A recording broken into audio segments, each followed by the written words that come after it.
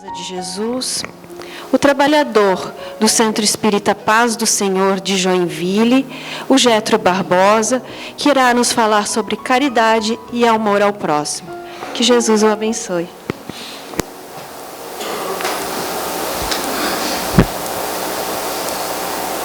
Boa noite a todos. Acho que está... tá bom. Que a paz e as bênçãos do Mestre permaneçam com todos nós. Por volta do ano 30 da era cristã, em uma manhã de sol, encontrava-se o Mestre Jesus sentado em uma rua próxima ao Templo de Jerusalém. Não muito longe dele, um grupo de sacerdotes conversava, e como que atraído pela figura majestática do Cristo, a vinha de amor e de verdade, como nos advertiu Emmanuel na leitura inicial, dirige-se ao Cristo com a seguinte indagação: Galileu, o que fazes tu em Jerusalém? E o Cristo lhe responde dizendo: busco a fundação do reino de Deus. E o que entendes tu que venha a ser a fundação do reino de Deus? A fundação do reino de Deus, sacerdote, é a obra divina no coração do homem. A obra divina no coração do homem. Mas a obra divina nas tuas mãos, disse o sacerdote com um ar de ironia. Por acaso tens algum colaborador sublime, algum príncipe te hipotecou auxílio para que venha das tuas mãos a obra divina? E o Cristo, com a serenidade, mas com a firmeza que lhe é peculiar, dirige-se ao sacerdote dizendo que os meus colaboradores virão de todas as partes. E o sacerdote lhe responde ainda com seu ar de arrogância: mas é claro, ignorantes e tolos existem no mundo todo. Como tu podes falar de obra divina? Por um acaso acreditas que seja possível fazer uma estátua com lama?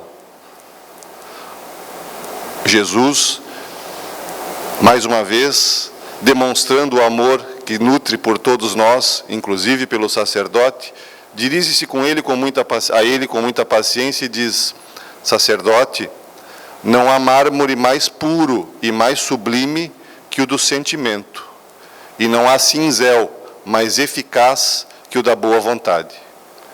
Então, nesta passagem do Evangelho, neste encontro do Cristo com um dos doutores da lei, com um dos sacerdotes do Templo de Jerusalém, ele vem nos trazer a importância que existe no burilamento, no esculpir, no moldar dos nossos sentimentos com o cinzel da boa vontade, para que sejamos nós efetivamente permissionários da fixação da residência do reino de Deus nos nossos corações. Para que esta obra divina se faça no coração do homem, é necessário que o homem, com o uso da boa vontade, burile, transforme, modifique os seus sentimentos, a fim de permitir que o Cristo resida efetivamente dentro de nós. E é dentro desta temática que vamos abordar na tarde de hoje, o tema caridade e amor ao próximo, que está nas questões de número 886 a 889 do Livro dos Espíritos.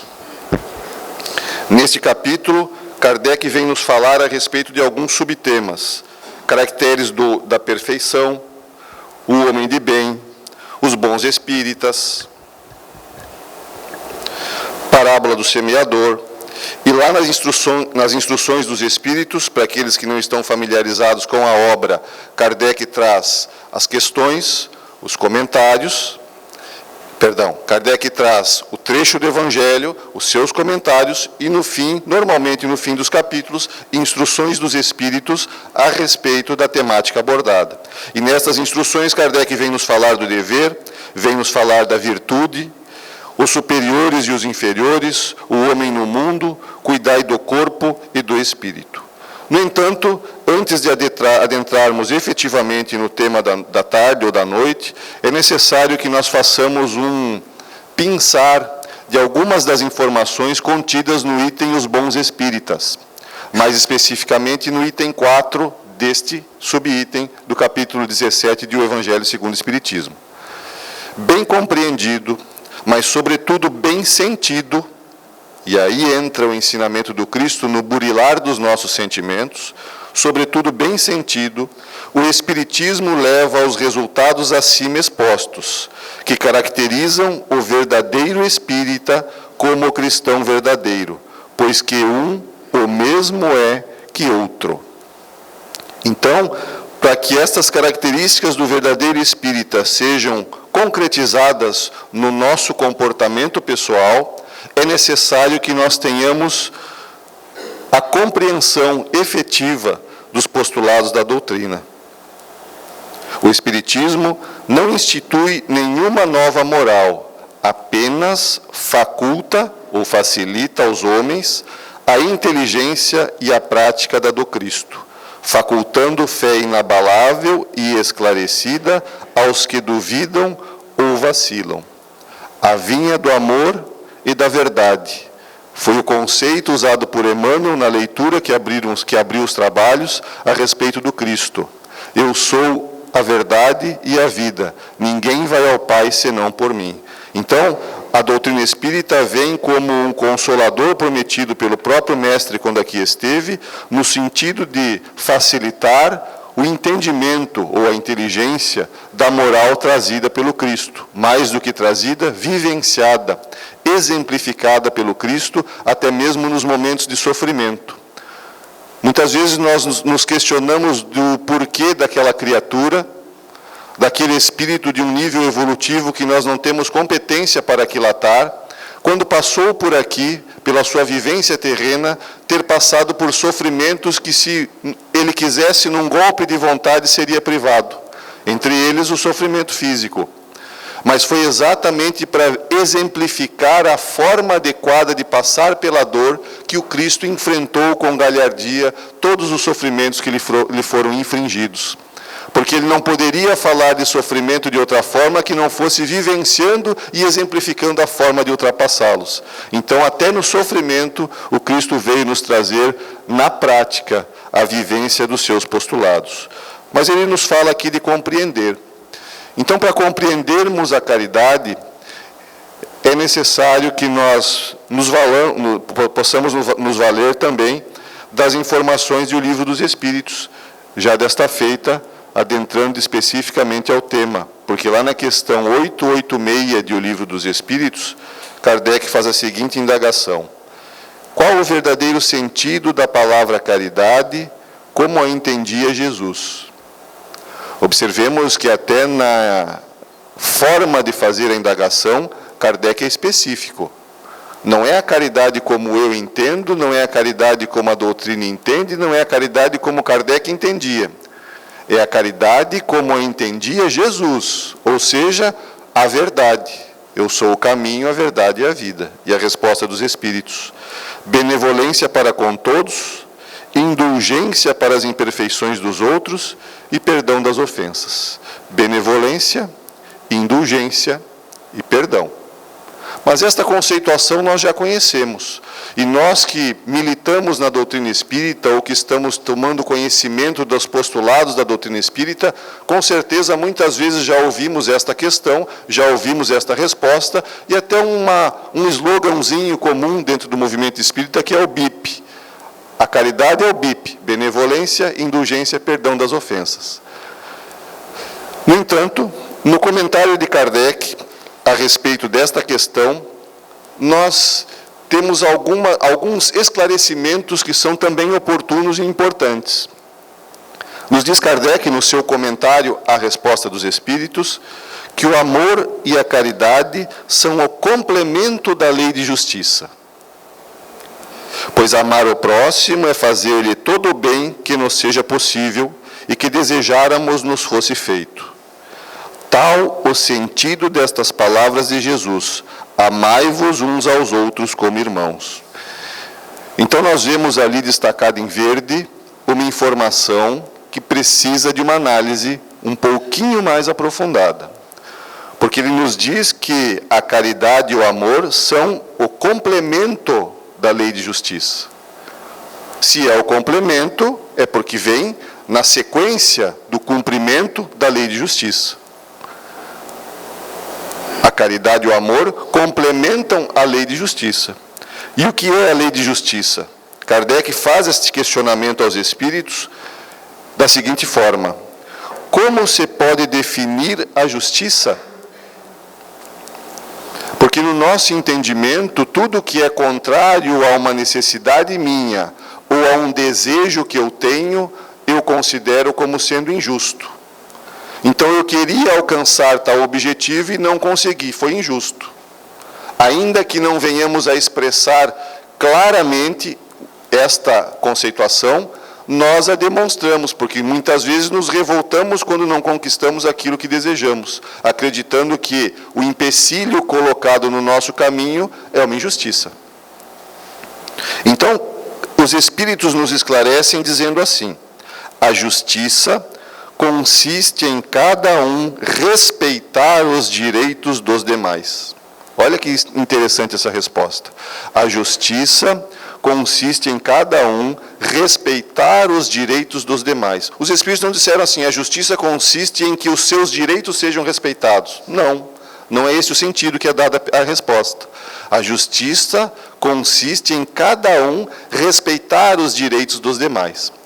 Kardec, com toda a sua perspicácia, inteligência e didática, não contente com a resposta que recebe, como em muitas passagens do Livro dos Espíritos, responde com mais uma indagação, que é a 875A, em que ele diz assim: que é o que determina esses direitos? Se a justiça consiste em cada um respeitar os direitos dos demais, o que determina esses direitos dos demais?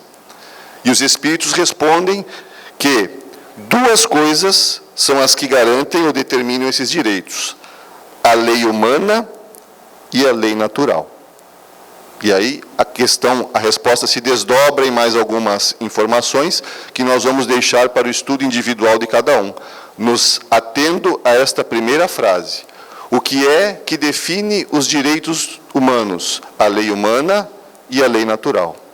Então, fazendo um retrospecto daquilo que vemos até agora, a justiça é complementada pelo amor e pela caridade. Ser justo é respeitar os direitos dos demais. E os direitos dos demais são assegurados pela lei humana e pela lei divina. Então, o que é fazer caridade? Nada menos, nada mais do que respeitarmos, no mínimo, as leis humanas. Respeitando as leis humanas, nós estaremos, conforme esta conceituação e esse entendimento trazido por Kardec, sendo caridosos. Porque respeitando as leis humanas, ainda que falhas, porque nós somos criaturas falíveis e a lei humana se modifica à medida que a criatura humana aperfeiçoa-se na sua existência imortal, respeitando as leis humanas, por menores que sejam, nós estaremos efetivamente sendo caridosos. Porque começa por aí a caridade, quando eu respeito os direitos dos demais, até o ponto em que não precisaremos mais de leis humanas. Seguindo as leis divinas, por natureza, nós respeitaremos os direitos dos demais. Mas agora, neste instante evolutivo em que nos encontramos enquanto humanidade terrena, nós precisamos e muito das leis humanas. Porque ao contrário das leis humanas, as leis divinas não prescindem da aquiescência do ator. Ou seja, se eu quiser, eu deixo de cumprir a lei humana. Sofro consequências. Obviamente, nós sabemos, o nosso Código Civil brasileiro expressa uma série de penalidades como consequência para aqueles que infringem a lei. No entanto, se eu não quiser, eu não cumpro. Nós sabemos que tirar a vida de alguém é crime. Mas muitos de nós não respeitam esta lei e tiram a vida do seu semelhante. Sofrem as consequências, mas desrespeitaram a lei humana. No entanto, a lei divina prescinde, não precisa do nosso entendimento, da nossa aceitação. Ela se cumpre dentro da justiça e da bondade divina. Um dos atributos do Criador, lá nas primeiras questões do Livro dos Espíritos, mais específico na questão de número 13, onde Kardec desdobra os atributos de Deus, para nos possibilitar um melhor entendimento do Pai. Um dos atributos do Criador é soberanamente justo e bom. Se ele é soberanamente justo e bom, qual a característica das leis criadas por ele? Soberanamente justas e boas. Então, tudo que está sob o guarda-chuva das leis divinas, que é o universo infinito, quando sofre a ação da lei divina, está sofrendo uma ação justa e boa, que visa não outro fim, senão o de educar a criatura para que ela atinja a sua meta existencial, que é sermos perfeitos e felizes. Porque existe uma única condenação ao espírito, se é que podemos colocar esta condenação entre aspas, mas uma única condenação ao espírito fatal. Todos nós que aqui estamos seremos criaturas felizes. Desculpa se eu descontentei alguém, mas é a doutrina que nos diz. Mas eu não quero, mas será.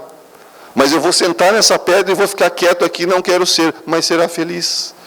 Mas eu estou sofrendo, mas é momentâneo. Tudo tem fim, inclusive o sofrimento. Se todas as coisas que nós vemos, inclusive as coisas materiais, este ambiente em que estamos, terá fim um dia. Se tudo tem fim, será que o sofrimento é infinito? Em absoluto.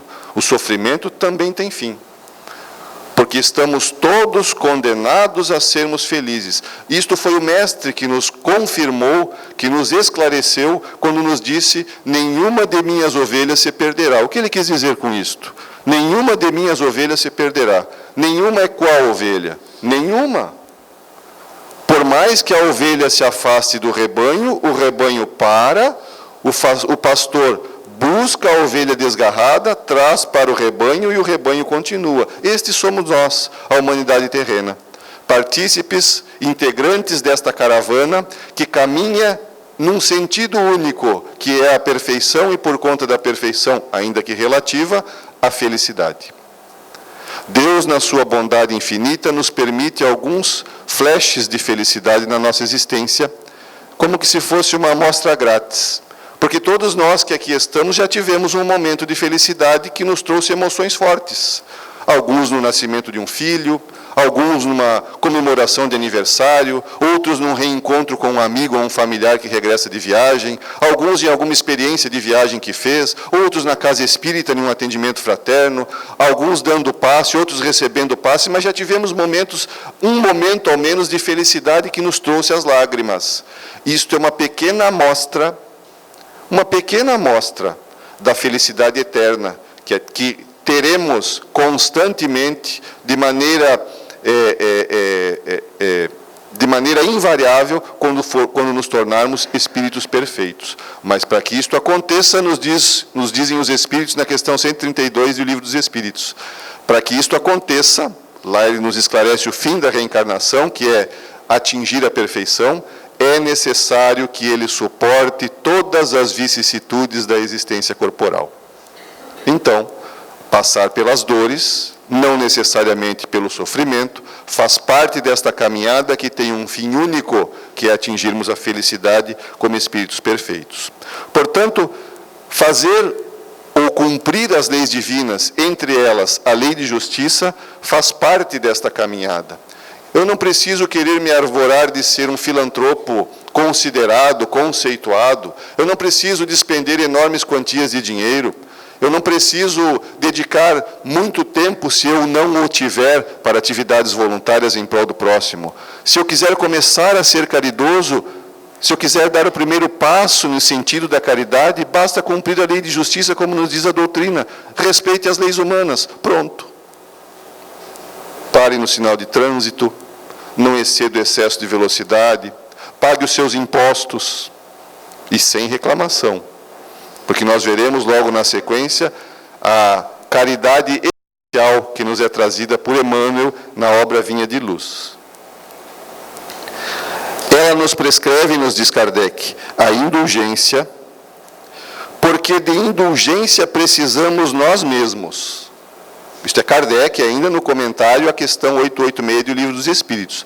Às vezes nós nos prendemos no BIP, benevolência, indulgência e perdão, e não nos damos conta das informações extraordinárias e de suma importância do comentário de Kardec a esta resposta.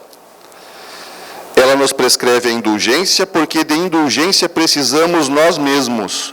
O homem verdadeiramente bom procura elevar aos seus próprios olhos aquele que lhe é inferior, diminuindo a distância que o separa. Olha só, aqui está nos dando um verdadeiro alerta. Eu preciso de indulgência. Não existe criatura na face da terra que não necessite de indulgência. Ser indulgente é ter empatia, é perceber que o meu próximo é tão falível quanto eu, e que no momento em que eu estou sendo paciente, tolerante, indulgente, eu estou simplesmente devolvendo para a sociedade algo que alguém também tem comigo. Paciência, indulgência, tolerância. E aí os casais é que não me deixam mentir, né?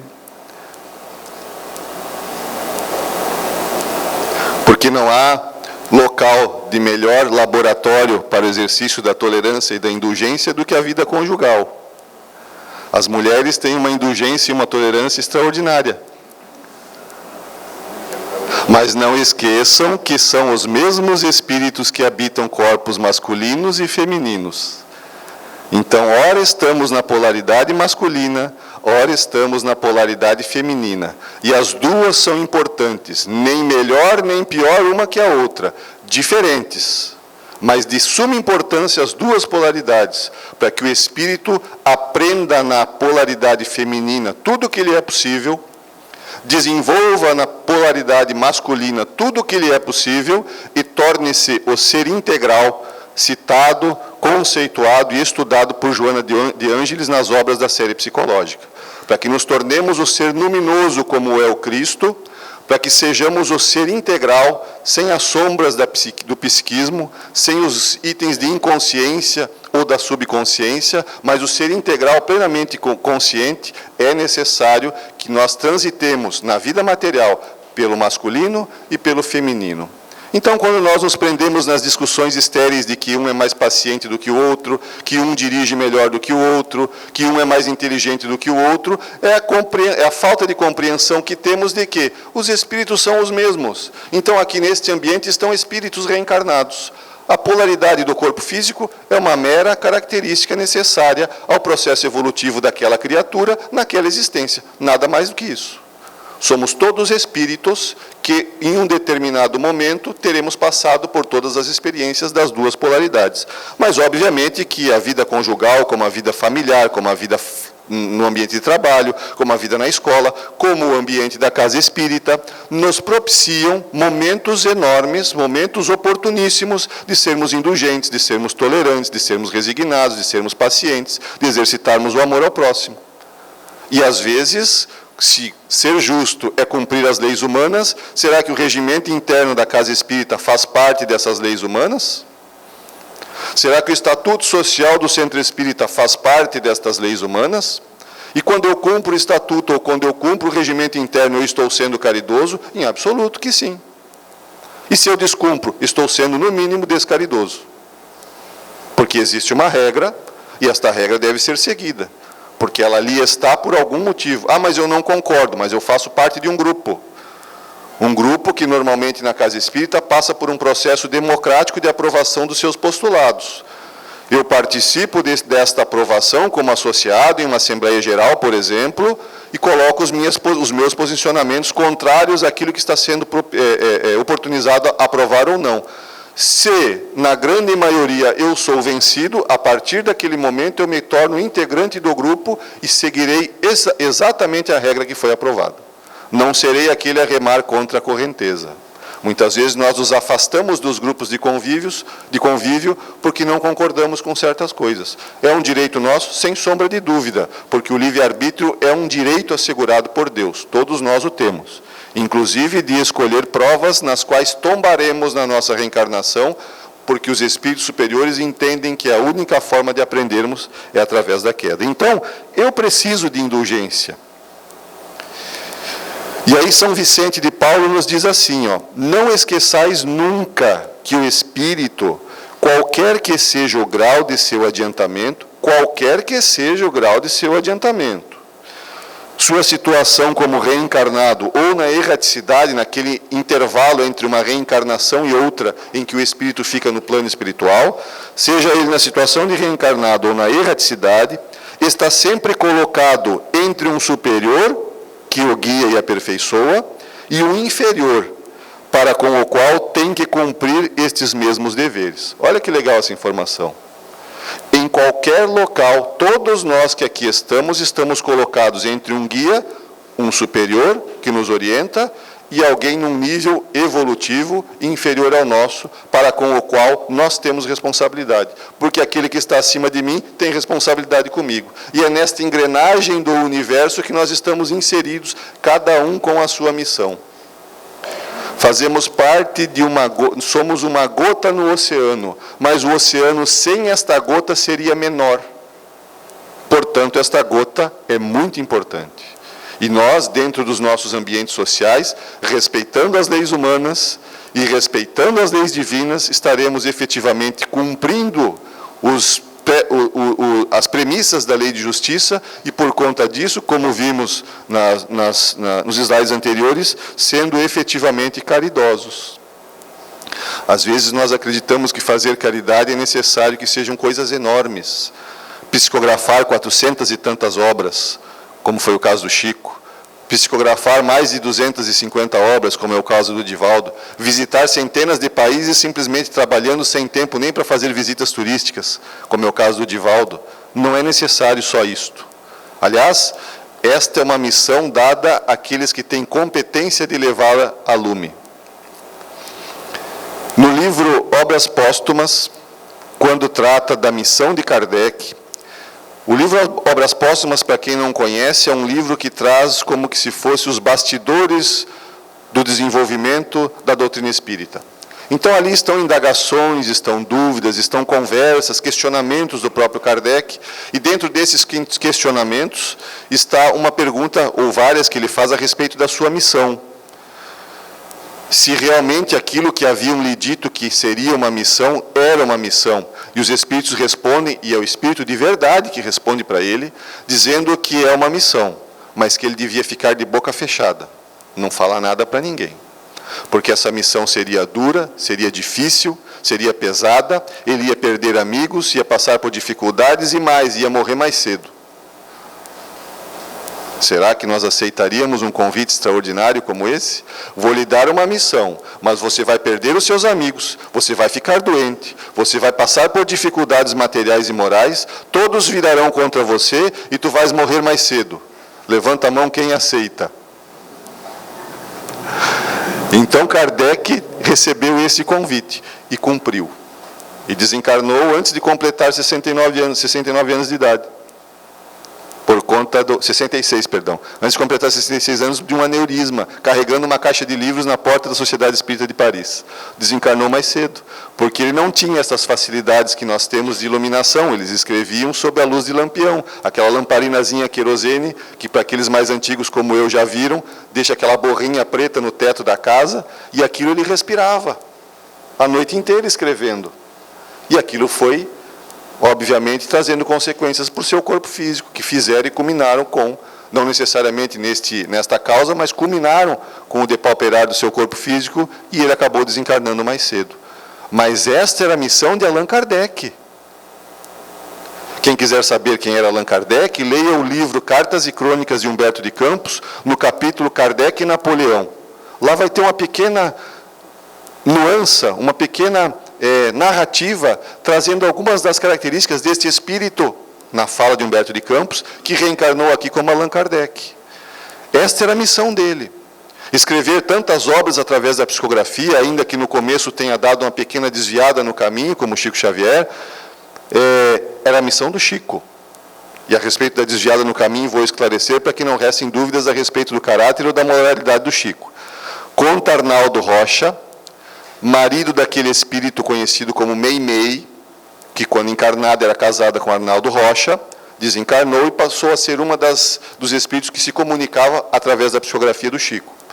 Que o Chico participava no começo do seu desenvolvimento mediúnico de algumas atividades de materialização de espíritos, fenômenos que eram comuns no início do século passado, que eram necessários no início do século passado e até no início da doutrina espírita, para que nós, criaturas ignorantes e materializadas, tocando, abraçando, vendo e falando com os espíritos desencarnados ali materializados, tivéssemos um amenizar do nosso sentimento e pudéssemos aceitar que o plano espiritual existe. Apesar de que muitos que tocaram em espíritos desencarnados não mudaram em nada o seu comportamento, ou seja, a experiência para aquela criatura não teve efeito algum. Mas o Chico participava dessas reuniões de materialização, que estavam tomando um caráter mais frívolo do que efetivamente algo necessário e útil. E conta Arnaldo Rocha, numa entrevista disponível no YouTube, para quem quiser ouvir, conta Arnaldo Rocha, que em um determinado momento daquelas reuniões, o Chico, como médium de materialização e doador de ectoplasma na cabine, onde fica o médium, e eles no ambiente escuro, necessário ao fenômeno, materializa-se um homem alto, forte, da cintura para cima, vestido com uma toga romana e trazendo em uma das mãos uma tocha. Este homem, com esse caráter sério, sisudo na fala de Arnaldo Rocha, prepotente na fala de Arnaldo Rocha, dirige-se ao grupo com uma simples frase e diz assim: a missão do médium é a psicografia. Retorna para a cabine, desmaterializa-se. E eles ali, cientes de que tratava-se de Emmanuel, cientes da chamada de atenção e da responsabilidade que aquela chamada lhes trouxe, a partir daquele momento em diante, o Chico dedicou-se exclusivamente à psicografia e não participou mais das reuniões de materialização. Então nós vemos que, quando o Emmanuel aconselhou o Chico, disciplina, disciplina e disciplina, o que ele estava dizendo em outras palavras? Seja caridoso, cumpra as regras, siga os postulados, seja obediente à lei divina. Isto é ser caridoso. E o Chico assim o foi em toda a sua caminhada, como muito facilmente nós podemos pesquisar na sua biografia, em tantas obras que existem a respeito desse tema. Porque estamos sempre entre um superior que o guia e aperfeiçoa e um inferior para com o qual tem que cumprir os mesmos deveres, ser indulgente, ser benevolente e perdoar. Chegará momento da nossa existência evolutiva em que não perdoaremos mais. Mas não é porque este ato deixa de ser necessário, é porque não nos ofenderemos. Só perdoa quem se ofende, só se ofende quem é orgulhoso. Quem não é orgulhoso não se ofende, não precisa perdoar. Divaldo conta que quando ele adentrou a doutrina espírita, ainda na sua mocidade, ele, oriundo do catolicismo, foi visitar a sua mãe e ela perguntou a ele: Divaldo, esse Deus que você está conhecendo nessa sua doutrina, esse seu Deus perdoa?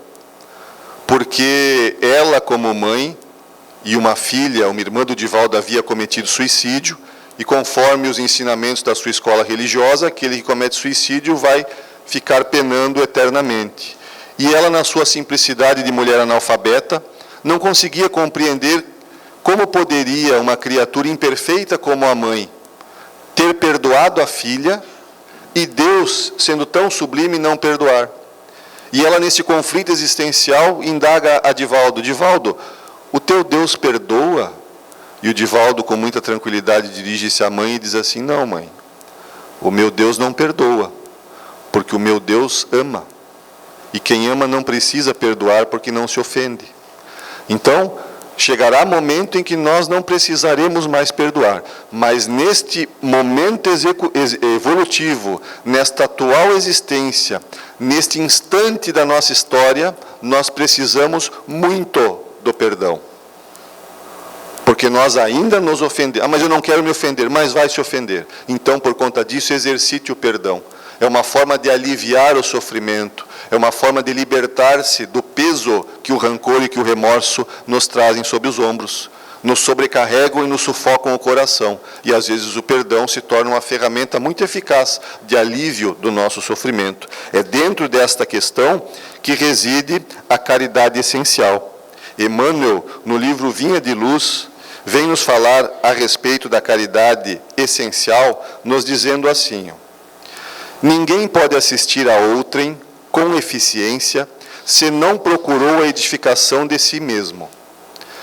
Ninguém medicará com proveito se não adquiriu o espírito de boa vontade, o cinzel do sentimento, como nos disse o Cristo, o espírito de boa vontade para com os que necessitam. E ninguém ensinará com segurança se não possui a seu favor os atos de amor ao próximo, no que se refira à compreensão e ao auxílio fraternais. Em razão disso, as menores manifestações de caridade, nascidas da sincera disposição de servir com Jesus, são atividades sagradas e indiscutíveis. As menores manifestações de caridade, nós vimos uma muito pequena, cumprir a lei. Será que cumprir a lei está comparado em nível de importância ou de tamanho de repercussão com a caridade do Chico, que dedicou a vida a nós espíritas? Obviamente que as proporções são diferentes. Mas Emmanuel está nos dizendo aqui, as menores manifestações de caridade, nascidas da sincera disposição de servir com Jesus, são atividades sagradas indiscutíveis. Em todos os lugares serão sempre sublimes luzes da fraternidade, disseminando alegria, esperança, gratidão, conforto e intercessões benditas. Existe uma frase muito comum no movimento espírita e até mesmo nos grupos de WhatsApp, dita como de autoria do Chico, que nós não temos certeza se ou é, como muitas das frases que aparecem na internet, mas o que importa não é o autor, mas em síntese o que a frase representa, porque diz assim: as pessoas esquecerão o que você disse, as pessoas esquecerão o que você fez, mas as pessoas não esquecerão o que você as fez sentir, porque isso fica registrado no nosso inconsciente com o sentimento que alimentou aquela lembrança. Portanto, quando Emmanuel nos diz que a fraternidade dissemina alegria, esperança, gratidão, conforto e intercessões benditas, qual o sentimento que num ato de caridade nós despertamos naquele que está recebendo o auxílio? E se este auxílio for dado de forma que o auxiliado nem saiba que sou eu o autor do auxílio, mais eficácia ainda tem, porque eu, no meu alto de orgulho em que me encontro, como criatura normal, nos níveis normais dos habitantes do planeta Terra, ainda tenho orgulho no ato de doar. E, portanto, eu posso ofender o orgulho daquele que está recebendo. Então, se ele não souber que eu o estou ajudando, melhor ainda. Antes, porém, nos diz Emmanuel, da caridade que se manifesta exteriormente nos variados setores da vida, pratiquemos a caridade essencial, sem o que não poderemos efetuar a edificação e a redenção de nós mesmos. E do que se trata a caridade essencial? Trata-se da caridade de pensarmos, falarmos e agirmos, segundo os ensinamentos do Divino Mestre do Evangelho. Esta é a caridade essencial. Pensarmos. Quantas vezes durante o meu dia eu penso mal a respeito de alguém? Quantas vezes durante o meu dia eu transformo esse pensamento em palavras e dirijo a outros com uma maledicência, um fato ocorrido entre eu e outra pessoa? Quantas vezes eu calo e não falo nada? Não significa reprimir os sentimentos, porque reprimir os sentimentos, simplesmente nós agiremos como aquele que comprime uma mola. Alguém me fala algo, eu comprimo. Alguém me ofende, eu comprimo. Lá adiante um outro fala outra coisa, eu comprimo. Aí quando chego em casa, tropeço no cachorro, a mola estoura. E aí eu agrido o coitado do cachorro. A culpa foi do cachorro ou foi do que ele fez? Não. Foi da repressão que eu fiz com os meus sentimentos. Não se trata de reprimir.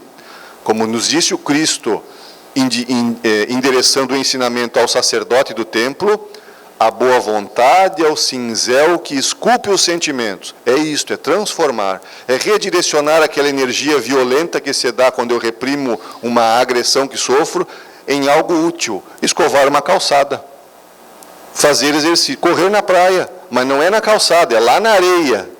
E não é na areia molhada, na areia fofa, para gastar energia. Quando eu chegar em casa, eu até já esqueci por que eu estava nervoso.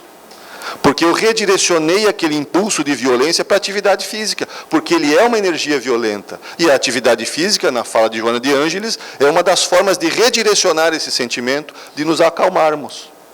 Então, é necessário que nós façamos a transformação, o domar as paixões, não reprimi-las. Reprimir não é a solução.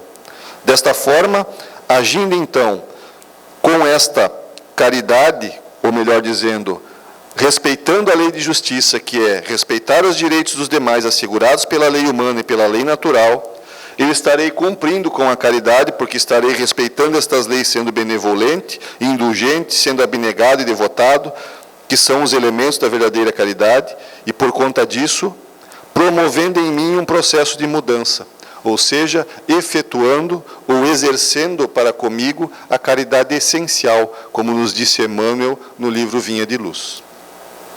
Que possamos nós, imbuídos de boa vontade, burilar, transformar, refazer o mármore dos nossos sentimentos, purificando e permitindo que a obra divina se faça nos nossos corações, sendo caridosos em atos simples, como cumprindo a lei, para que lá adiante nós possamos efetivamente atingir o nosso destino final, que é sermos espíritos perfeitos e felizes. Muito obrigado pela atenção de todos e que a paz e as bênçãos do Mestre permaneçam conosco.